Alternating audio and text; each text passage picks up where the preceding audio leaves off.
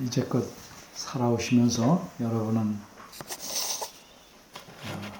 잊을 수 없는 날이 많았을 겁니다.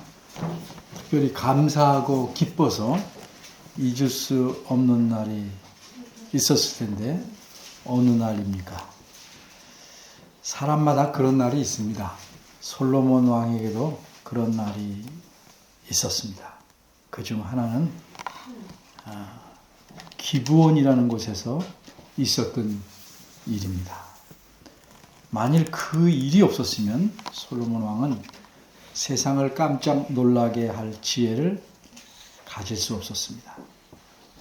솔로몬 왕이 하나님을 사랑하기에 수많은 제물을 하나님께 바친 날 밤 꿈에 하나님께서는 그에게 처음 나타나셨습니다.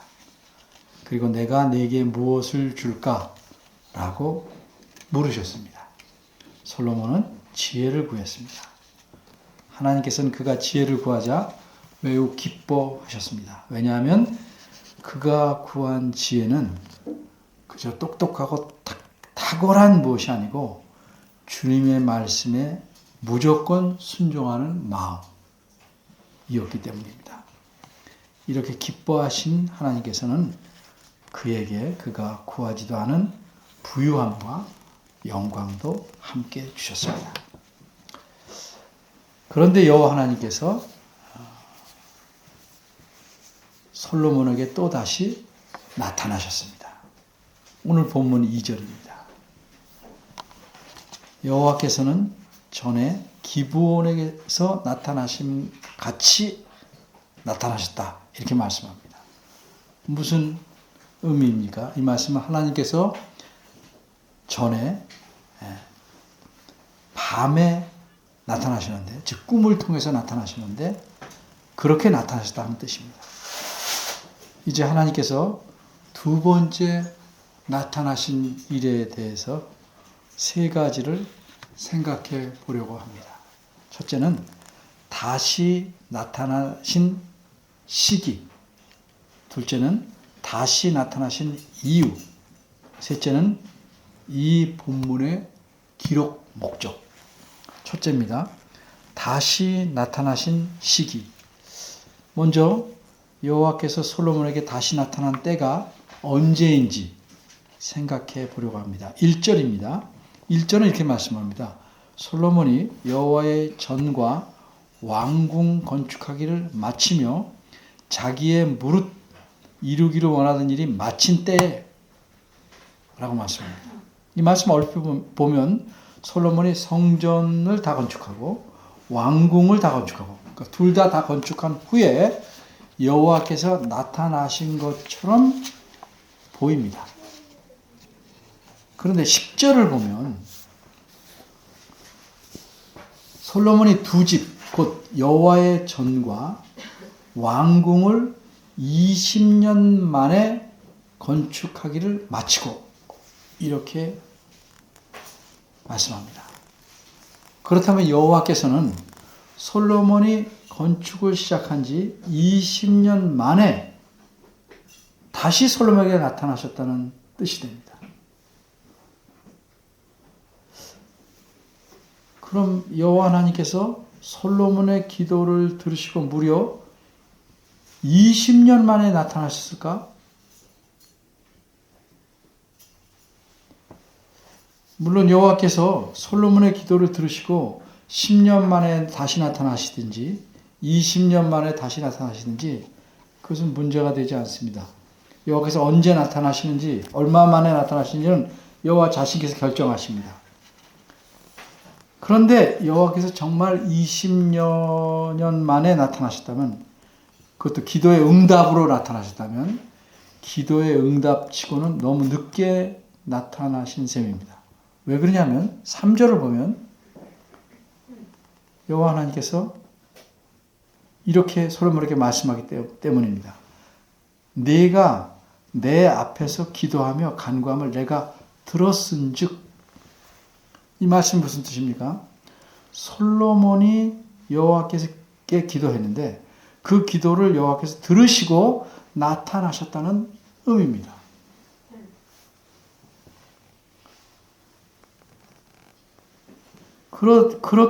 그러니까 여호와께서 솔로몬의 기도를 들으신 지 20년 만에 나타나신 것이라면 너무 늦었다고 볼 수밖에 없습니다.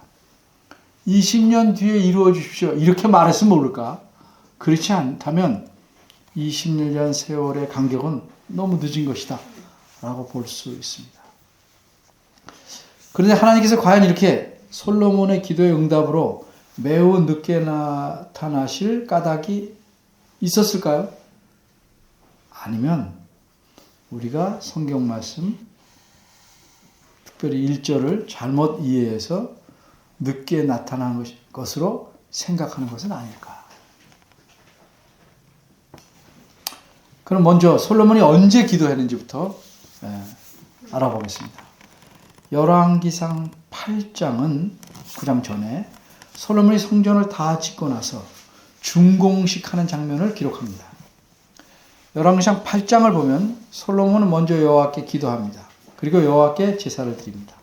그러자 불이 하늘에서부터 내려와 그 제사의 번제물과 제물들을 불살라 태우고 여호와의 영광이 성전에 가득하게 된 일이 생겼습니다. 이 사건을 같이 기록한 역대하 7장 2절과 3절을 보면 이렇게 말씀합니다. 여호와의 영광이 여호와의 전에 가득함으로 제사장이 그 전에 능히 들어가지 못하였고 이스라엘 모든 자손은 불이 내리는 것과 여호와의 영광이 성전에 있는 것을 보고 박석간 땅에, 대리석 같은 거예요. 박석간 땅에 엎드려 경배하며 여호와께 감사하여 가로되 선하시도다. 그 인자하심이 영원하도다 하니라. 그래서 왕과 모든 백성은 여호와 앞에 소 22,000마리, 양 12만 마리를 제물로 드립니다. 이런 제사가 한 주간 동안 계속됩니다. 이런 솔로몬의 기도에 대한 응답으로 여호와께서는 다시 나타나신 겁니다. 3절 말씀을 보면.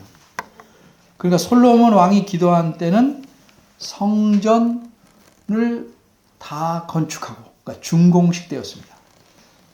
그때가 언젠가? 열왕기상 6장 37과 38절을 보면 이렇게 되어 있습니다. 여호와의 전을 건축하는 일은 솔로몬 왕 제4년 15월, 즉 우리말로 말하면 2월, 6장 1절입니다. 2월에 시작됩니다. 그리고 이 건축은 제11년 불월, 즉 8월에 마칩니다. 따라서 성전을 건축한 기간은 7년입니다. 이어서 열왕기상 7장 1절에 보면 솔로몬이 자신의 왕궁을 13년 동안 건축해서 완공합니다. 이렇게 성전 7년, 왕궁을 건축한 기간 13년 합해서 20년이 걸린 겁니다. 솔로몬이 기도한 때는 그가 성전을 완공한 솔로몬 왕 제11년 때이고, 다시 말해서 건축한 지 7년이 지난 때고, 여호와께서도 그 후 오래지 않아 다시 나타나신 것으로 이해해야 자연스럽습니다. 그러니까 기도하고 그리고 나타나신 것을 봐야지, 그 뒤에 다시 13년이 지나서 완공을 다 끝나고 20년 만에, 건축 시작한 20년 만에 나타났다고 한다면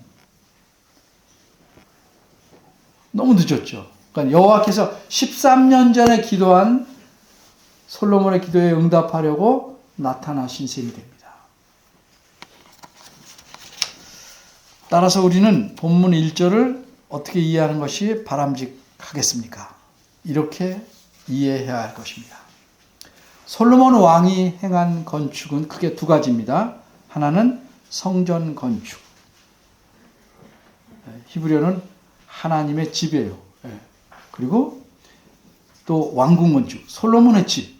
그래서 10절에 보면 두 집 이렇게 말한 거예요. 왕궁 건축, 성전 건축입니다. 그러니까 성전 건축은 7년 만에 마쳤고 이어서 왕궁 건축은 13년 만에 마칩니다.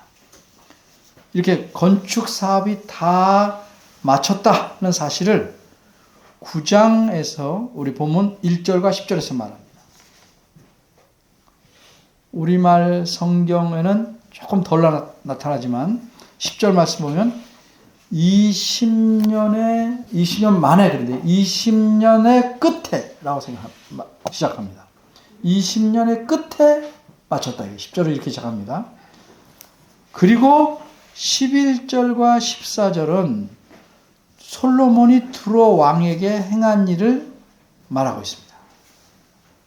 따라서 정리하면 이 기록하는 방법이 성경 말씀은 두 가지 건축 사업이 완공된 사실을 두 번 말씀합니다. 1절과 10절에서 말씀합니다. 그런데 두 개를 한꺼번에 말한 뒤에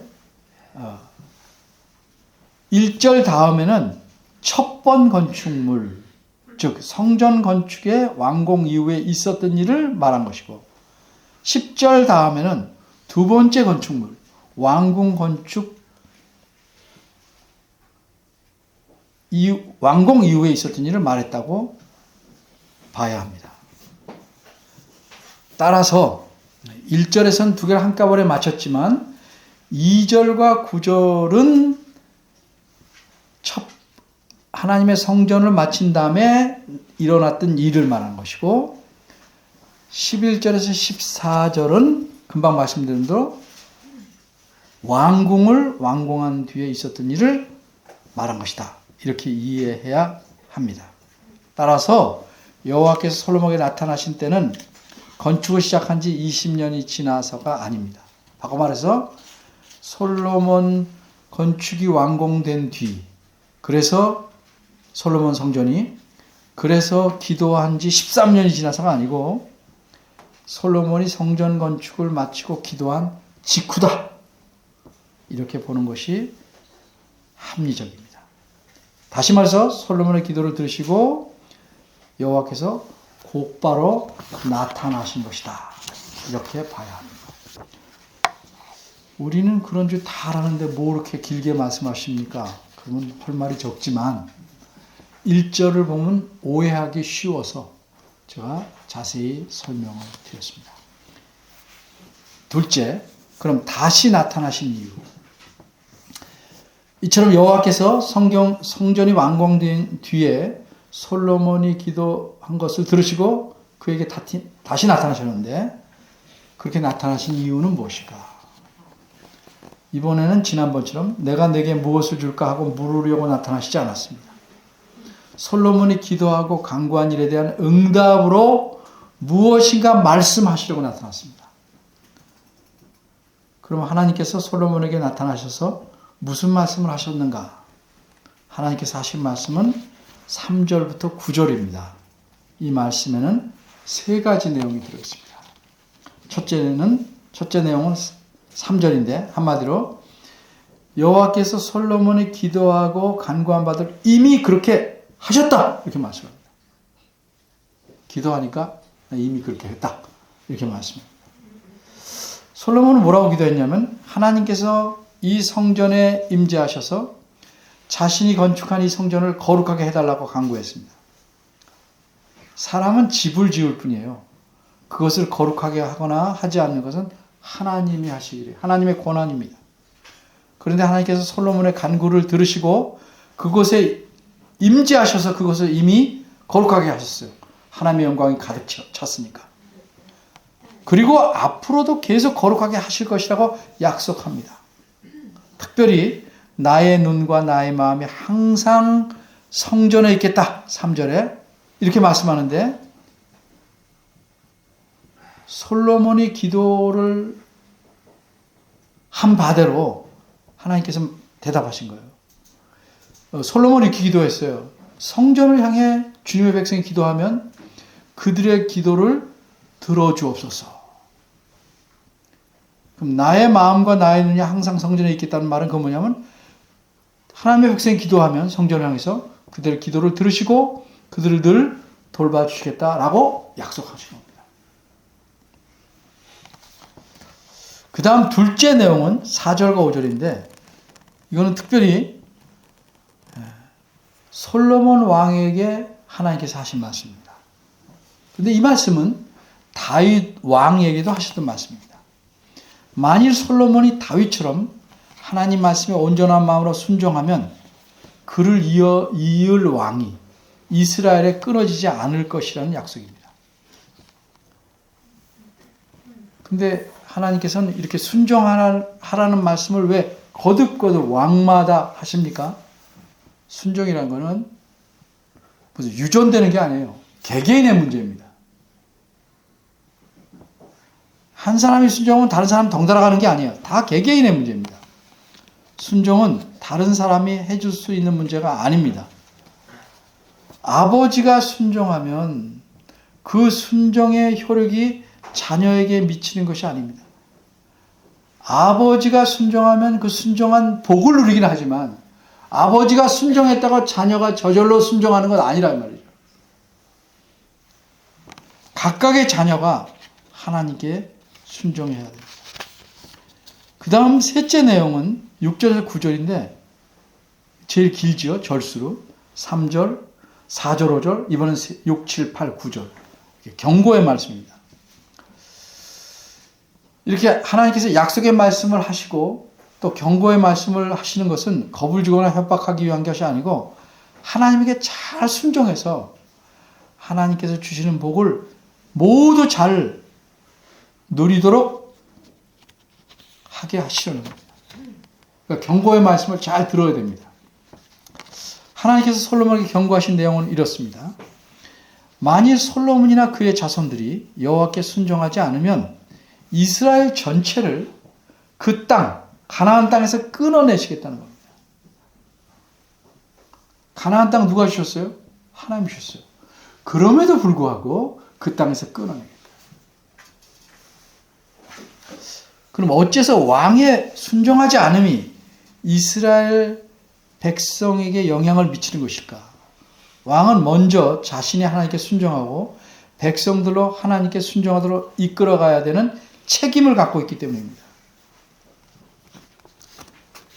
이런 점에서 왕과 백성은 부모와 자식 같은 유기적 관계입니다. 부모가 하나님께 순종하지 않으면, 순종하는 모범을 보이지 않으면 자식들도 결코 하나님께 순종할 수가 없습니다. 내가 순종하지 않으면서 계속 하나님 말씀을 순종해라? 속으로 다 콧방 죽입니다. 완전하진 않지만 부모가 하나님에서 순종하는 모습을 보려고 애쓰는 걸 보고 따라오는 겁니다.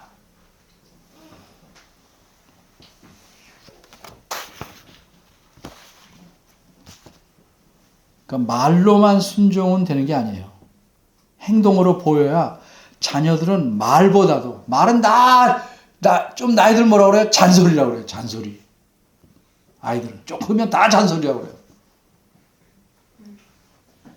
행동으로 보여요.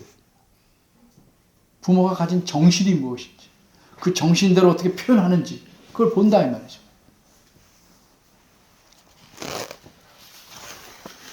그러니까 왕이 하나님께 불순종하면 백성들도 자연히 그런 불순종의 길을 따라갑니다. 뭐 열왕기 상하, 역대기 상하에서 계속 나타나는 일입니다. 순종은 잘 안 따라가도 불순종은 너무 잘 따라갑니다.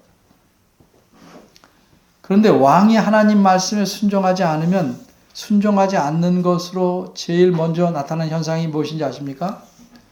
다른 신을 섬기는 겁니다. 가정도 그렇죠. 하나님께 순종하지 않는 것에 뭘 따라갑니까? 좀 이따 설명할 거예요. 하나님 말씀에 순종한다는 것은 하나님을 믿고 의지한다는 표현입니다. 그러니까 하나님에 대해서 순종하지 않는다는 것은 자연히 뭐예요? 하나님 외에 다른 우상을 의지하는 것으로 나아가게 되는 거죠. 그러니까 왕이 불순종하면 백성 전체를 우상 숭배에 빠지게 할 거고 이로 인해서 왕과 백성은 모두 하나님 복에서 끊어지니까 저주의 상태에 놓일 수밖에 없는 겁니다. 특별히 7절 9절은 하나님에게서 끊어진 자들, 즉 하나님의 저주를 받은 자들, 하나님 복을 못 받은 자들의 신세가 어떠할지를 생생하게 말씀합니다.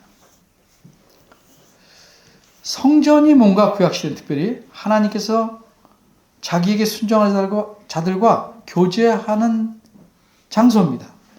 그래서 불순종하는 자에게 성전은 아무런 의미가 없어요.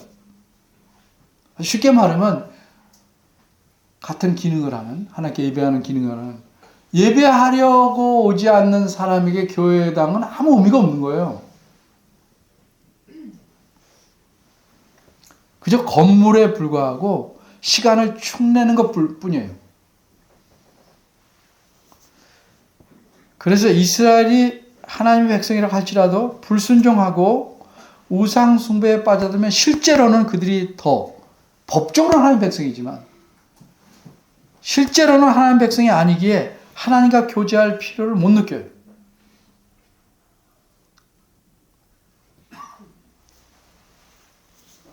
그러니까 예배도 쉽게 빠지는 겁니다.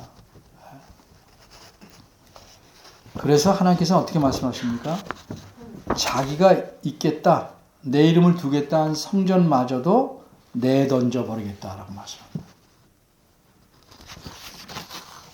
9절입니다.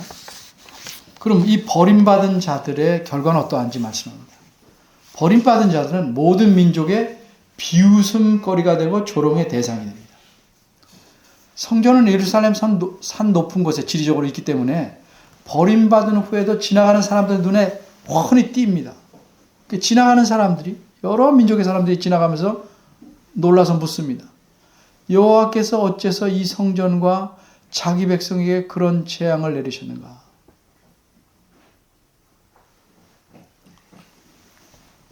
묻는 이들에게 대답을 아는 사람들이 이렇게 말합니다. 10절입니다. 저희가 자기 조상들을 애굽 땅에서 인도해 내신 자기 하나님 여호와를 버렸기 때문이다. 그들은 자기 하나님을 버리고 다른 우상을 쫓아가서 그 우상을 숭배하고 섬기기에 여호와께서 그들에게 이 재앙을 내리셨다. 이처럼 하나님을 버린 대가가 참혹합니다. 버림을 받은 자들을 보는 모든 사람에게 그들은 구경거리가 되고 비웃음거리가 됩니다.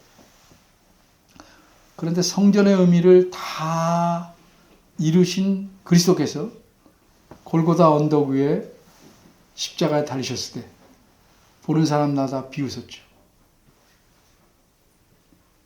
근데 왜 그가 비웃음을 받으셨습니까? 우리의 죄를 대신 짊어지시기 때문에. 사람들 그걸 몰라요. 우리가 받아야 될 모든 비난과 비웃음을 그리스도께서 다 받으시고. 어쨌든 불행하게도 이런 경고가 있었는데 솔로몬 자신마다 말년에는 하나님에게 불순종해서 우상 숭배에 깊이 빠져듭니다. 그 이후에 이스라엘, 북쪽 이스라엘 물론이고 남쪽 유다의 왕들도 하나님께 불순종해서 우상을 섬기는 삶을 계속해 갑니다. 백성들도 그 길로 부지런히 따라갑니다. 그래서 하나님의 인내가 끝에 달하여 자기 백성을 심판하십니다. 어떻게 됐습니까? 예루살렘 성도 불탔고 성전마저 불타버립니다. 그 백성들은 포로가 되어서 먼 나라로 끌려갔습니다. 하나님의 백성이란 신분을 잃어버린 건 아니에요. 하나님 백성일지라도 그분의 말씀에 불순종하면 하나님 말씀하신 이런 불행한 결과를 갖는다는 거죠. 경고의 말씀을 무시하고 자신들의 하나님을 버린 까닭에 그런 결과에 이르렀습니다. 셋째, 이 본문의 기록 목적. 하나님께서 솔로몬에게 다시 나타나셔서 말씀하신 일을 기록한 본문이 오늘날 우리와 무슨 관계가 있을까? 우리에게 더는 건물로서 성전은 없습니다. 예배당은 늘 강조하듯이 성전이 아닙니다. 이건 건물입니다. 성전은 누구예요? 우리입니다. 우리. 우린 지금 왕도 없습니다. 이렇게 혈연적인 이런 다스리는 왕이 없어요. 더욱이 우리는 솔로몬처럼 왕도 아니에요. 근데 이 말씀에서 중요한 사실 하나가 뭡니까? 하나님에 대해 아는 거죠. 우리와 밀접한 연관이 있는 건 같은 하나님이시는 거예요.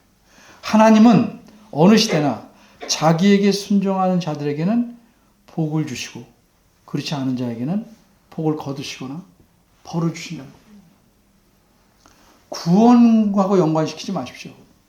구원받은 자들도 이 땅에서 살면서 하나님의 순종과 비례해서 복을 받기도 하고 복을 못 받기도 합니다.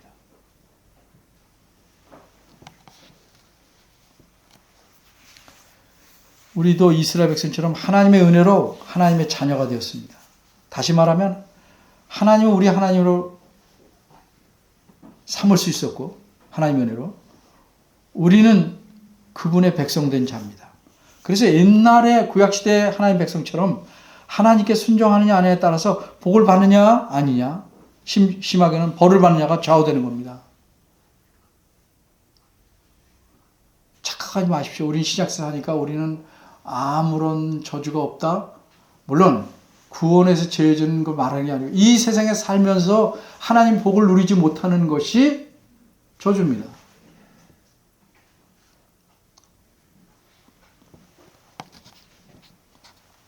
하나님 말씀에 순종하면 복을 받고 아니면 벌을 받게 된다는 겁니다. 이건 중요한 사실입니다. 구약에서 누누이 강조하고 신약도 말씀하는데 우리는 자꾸 내 좋은 대로 해석해 갑니다. 그럼 하나님을 버리고 순종하지 않는 것의 첫 번째 특징이 뭐라고요? 하나님은 버리는 거죠. 바꿔 말해서 우상을 섬기는 거예요. 사람이 우상을 섬기는 목적 혹은 이유가 뭔지 아십니까? 딱 하나예요. 자기 이익을 위해서.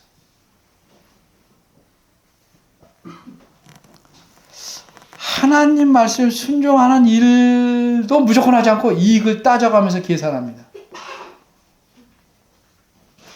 타산이 맞지 않으면 순종하지 않아요. 그리고 타산이 맞는다고 생각하는 다른 것을 의지하려고 해요.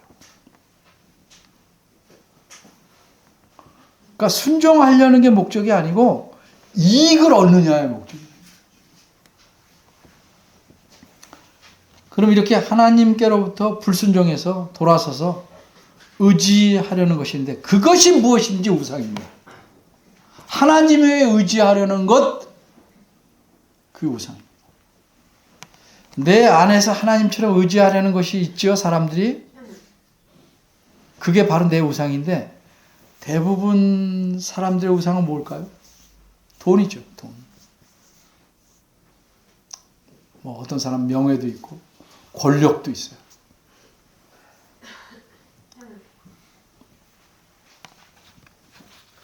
뭐 다양합니다. 여러 개를 섬길 수도 있죠. 근데 개인뿐만 아니라 교회도 이런 우상을 의지합니다. 그래서 이제 기독교, 특별히 개신교는 세상 사람들에게 웃음거리가 되었습니다. 원래 세상이라는 것은 기독교에 대해서 호의적이지 않습니다. 근데 호의적이지 않다는 것과 교회를 웃음거리로 보는 건 전혀 다른 문제죠.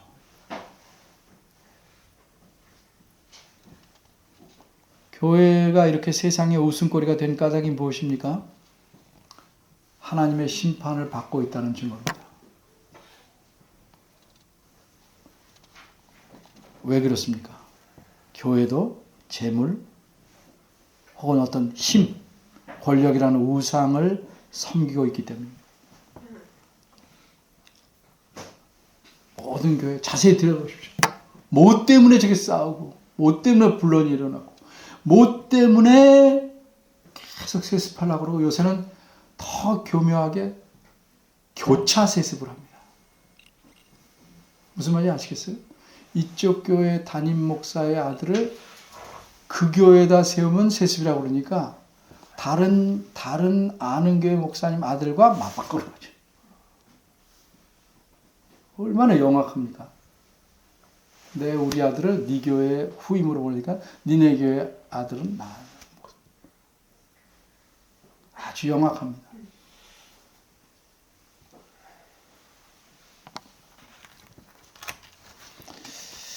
교회는 물론이고 교인 개인도 직장이나 사회생활에서 하나님 자녀, 백성다운 모습을 거의 못 드러냅니다. 우리가 부족해서 못 드러내는 면도 있지만 드러낼 수 있는데도 못 드러낸다. 자연스럽게 드러나야지 억지로 드러내지 않더라도.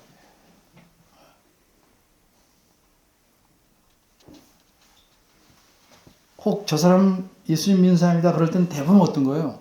자연스럽게 우러난 예수님 믿는 사람이 아니고 답답이다, 꼴통이다, 혹은 뭐 하여튼 나쁜 쪽으로 드러난다.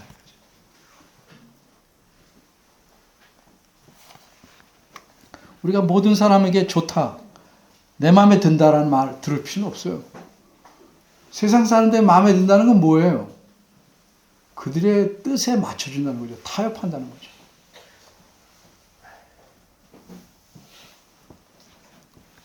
왜 이런 현상이 일어날까? 교회와 개인이. 돈, 권력, 뭐 하여튼 이런 하나님 아닌 다른 것들을 의지하고 섬기려고 하고 추구하려고 하기 때문에 나타나는 현상입니다. 그리고 교회를 이렇게 살펴보면 상당한 비중이 이미 교회 안에는 하나님을 믿지 않는 사람들이 믿는 사람보다 훨씬 많아졌어요. 무슨 말인지 이해되시죠? 네. 교회는 다니는데 하나님 믿지 않는 사람들이 수없이 많다, 교회 안에. 그러니까 모든 일을 결정할 때 어떻게 돼요? 하나님 말씀이 우선이 아니에요. 그러니까 교회가 하나님을 믿는 사람들만 구성된 것만큼 복이 없어요. 참 복된 거죠. 바꿔 말하면 교회 안에서도 하나님께 순종하는 사람보다 재물이나 권력의 우상을 섬기는 사람이 많아져 있다는 거죠. 그러니까 많은 교회가 이미 거룩함을 잃어버렸고 세속적인 단체처럼 조직에 의해 움직이는 모임이 되어버렸습니다. 결론적으로 말씀드립니다. 하나님 말씀에 순종하지 않으면 하나님을 섬기지 않고 우상을 섬기는 자로 바뀔 수밖에 없는 겁니다. 중간 지역은 없어요. 하나님 말씀에 순종하지 않으면 그것에 필요해서 하나님의 복을 점점점 잃어버리고 벌을 받아서 결국 마지막은 뭐예요? 세상의 비웃음거리가 되는 겁니다. 여러분 자신을 한번 생각해 보십시오. 그리고 속이지 마세요. 내가 하나님 믿으며 매주일 빠짐없이 예배한다고 해서 내가 날마다 하나님 말씀에 순종합니까? 내가 늘 하나님 앞에서 사는 겁니까? 명함을 갖고 다니면서 그 명함의 주인을 잘 안다. 그 주인과 난 늘 함께 있다. 이렇게 착각하면 안 되죠. 우리는 하나님의 명함만 갖고 있는지 모르겠어요. 하나님 말씀에 순종하지 않는 한 하나님은 그 사람에게 약속한 복을 주시지 않습니다. 함께 하셔도 자기 자녀에 대해서 최소한의 일, 꼭 하실 수 있는 일만 하실 뿐, 나머지는 강팍하게 완고한 대로 내버려 두십니다.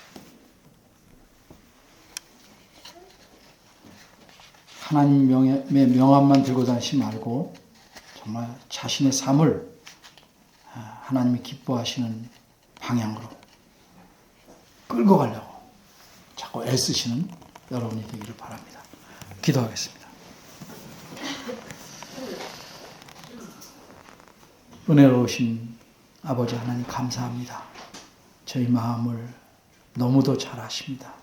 우리 안에 완고하고 패역한 것들이 여전히 또아리를 틀고 머물러 있습니다. 이런 것들을 제하여 주시고 밀어내 주셔서 우리 안에 하나님 말씀과 하나님이 온전히 자리 잡을 수 있도록 은혜 주시고 우리가 또 의지로서 하나님 말씀 순종할 수 있도록 도와주시옵소서. 예수님 이름으로 기도합니다. 아멘.